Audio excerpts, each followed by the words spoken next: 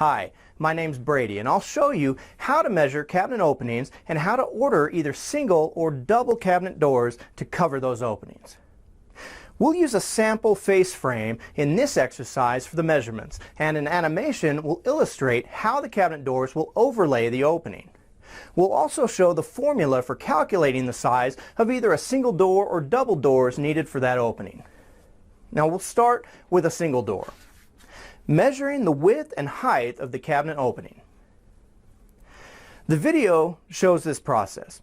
In the case of our face frame, the opening width is 11 inches and the height is 13 inches. The most common cabinet design has the doors slightly larger than the opening. This is called the overlay, and the most common overlay is ½ an inch. A ½ inch overlay means the door is larger or overlays the opening at the top, bottom, left, and right by ½ an inch. The animation shows the outline of a single door sized to fit this opening. Notice the ½ inch overlay. The formula for calculating the size of a ½ inch overlay is shown.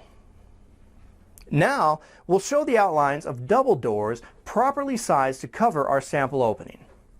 Double doors only overlay the face frame on 3 sides instead of all 4 sides as with single doors.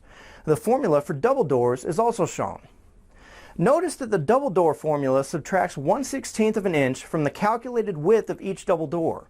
This is necessary to prevent double doors from touching in the center when the high humidity conditions have caused the door to slightly expand.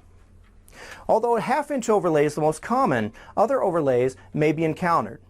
If the cabinet doors you're replacing have a different overlay, like 5/8 of an inch or 3/8 of an inch, the formulas will still work and will correctly size your new cabinet doors.